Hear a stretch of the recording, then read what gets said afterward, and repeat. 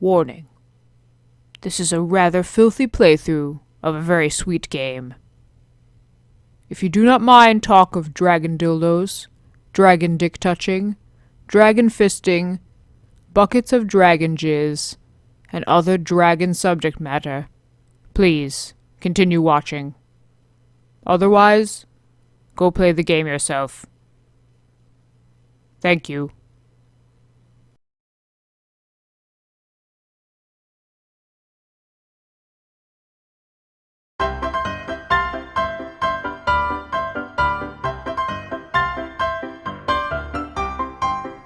Hello and welcome to Autumn's Journey! I promised this game in my State of the Channel video, and now it is beginning. It's autumn. Let's go on a journey.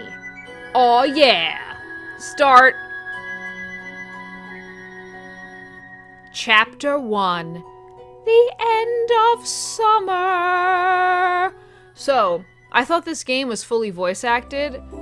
Turns out, it's not voice acted at all.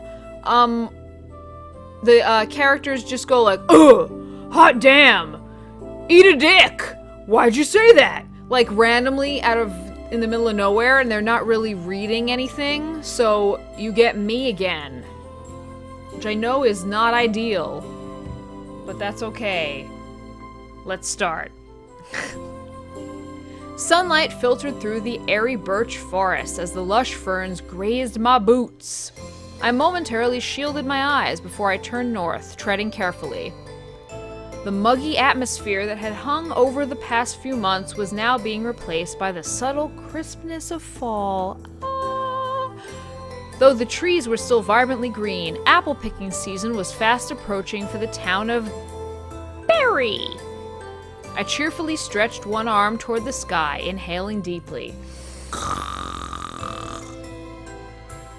And thus my weekly scouting for monsters, bandits, or anything out of the ordinary that may harm local citizens is over! So this is Auralee. She is the protagonist, and she likes to hump dragons. I bet she has like 16 of those dragon dildos back at her apartment. I like her little braid, it's very cute. Right! Great! And that concludes my mission. I laughed, wondering why I was announcing my agenda to no one. I guess I always just wanted to say that out loud. Walking around alone does prompt you into monologuing just so you can hear a voice. I just wish I wasn't restricted to freelance work in Berry, though. How long is my training going to last? I'm more than ready for knighthood. I can do this! I adjusted the belt, holding my sword, making sure the hilt could be pulled out at a moment's notice. Humming, I decided to meander back to the village by following the thin river down the gentle slope. I loved the terrain here, not super rocky, but not entirely flat either. There was always an inclination, and higher up I could get a breathtaking panorama of Berry and its endless orchards. Especially in autumn when the leaves were so vibrantly red that the entire forest seemed to ignite, and the smell of crisp frost and thick fallen foliage lingered welcomingly. It was then that I spotted something entirely out of the ordinary near the riverbank, leaning against a birch tree. It was a man! Thin birch trees were not exactly known to be comfortable resting spots, and I did not recognize the stranger's attire. Hello, are you a traveler? His face came into view and I realized he was sleeping, but that's not what caught me off guard. It was his giant, flagrant erection. He had beautiful protrusions resembling shale shards jutting out of his long hair, right where someone's ears should be. Or was it a decoration covering his ears? I suddenly wanted to touch them, but I resisted. If he woke up in an untimely manner, it would be awkward to explain why I was touching the tip of his dick. At first I was about to leave, but then I noticed something else rather odd. From a simple glance, I saw no bags, no possessions, or anything else on him. This place was too far away from civilization for a simple afternoon stroll. It's not too far away for a cop car. Was he mugged? And if he had been in Barry previously, I would have known. It was that small of a town. Curiosity won me over. Hello? A flicker of concern passed over my face. I grabbed his shoulder and gave it a gentle shake, finding his lack of response unnerving. I quickly hovered a hand in front of his nose.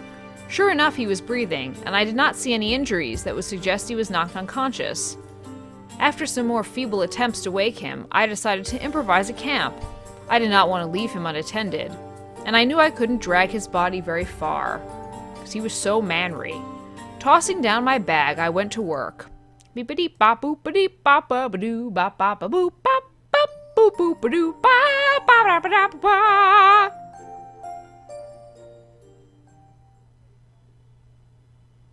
The fire crackled merrily on the birchwood as I opened my cloth, which contained a lump of rye bread and hard cheese. These were emergency rations, lest I was unable to return to Barry. Mother and father were probably worried I was out with a man. Just as I was about to bite into the cheese, I saw a movement and glanced up, eyeing the stirring stranger. Dude. Seriously. Setting my food down, I cautiously shuffled over. I had previously placed his body in a supine position and used my bag as a substitute pillow. Though it was probably more lumpy than anything else, it was better than nothing. Are you awake now? You've been out all afternoon. I was getting worried. I trailed off before I started rambling and watched him curiously as he opened his eyes. Oh, snap! In a split second, he shot up and then clumsily fell back. I caught his arm to steady him. Whoa, take it easy. You just got up. He flinched from my skin contact, and I hastily let go, retreating slightly. I didn't get any sense of hostility, but he certainly seemed bewildered. Who are you? There was an uneasy edge in his voice, not quite one of panic, but more of anger. It was then that I noticed that his eyes were of a brilliant amethyst hue, contrasting with his earthy hair tones, and being dead sexy. Better to remain calm. Auralee, I found you in the woods outside of Barry. The surprise did not leave his eyes. They darted quickly to his hands, which then covered his face. Lastly, he ran his fingers through his brown hair. The horror on his face was so unsettling that I dumbly sat there for several seconds before mustering the courage to address him again. Are you all right? Obviously not, but I wanted a better grasp of the situation. He attempted to sit up again, but this time I was prepared. Again, he was repelled by my touch, and I gave up the desire to help him in that way. He still appeared unstable, but ceased his sudden movements at least. He actually did it! The hell? The hell? He clutched his pearls and his temples, his fingers grazing over the odd fixations in the place of his ears. He wobbled as he tried to stand, and I impatiently rushed to his side. Stop it! You obviously can't move in your condition, so you might as well sit down and clear your head. What is going on? Who are you, and what are you doing here? He looked at me as if he was registering me for the first time since asking who I was. Everything about him screamed overwhelmed, and he simply grit his teeth in frustration. Ask if he'd like to chew on something. I decided to find another angle to help him open up. I did not consider myself intimidating, but it was possible he had no desire to answer anything. Are you hungry? I softened my voice and returned to my spot by the fire. I grabbed the cloth and genially offered him the rye bread and cheese. He only arched an eyebrow in disgust. Bread and cheese, my ass. What is that? That? It's food. You chew it. I ripped off a piece of the dark bread and demonstrated, humming delightedly to show that it was edible. Bread, bread, bread, bread, bread, bread is so good, yeah. I love bread, and you should love it too. Even if you're wearing strange earrings, bread, bread, bread, bread! He scoffed and averted his eyes. I don't care. I don't want it. It looks revolting. Sorry my peasant food doesn't please my lord's tastes. Ah, His attitude was rubbing off on me. Calm down, bitch. If anything, he's hiding that he's scared. He did just wake up in a foreign place. Yeah, sure. Are you nobility? What? He fell silent, and only the occasional crackle of the fire and the hooting of owls interrupted the stillness.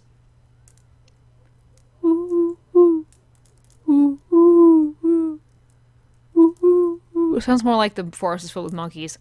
I leaned back and ruminated over my meal, careful to leave some food untouched in case he changed his mind. Ah, there was that apple tart, too. I'll save it for later.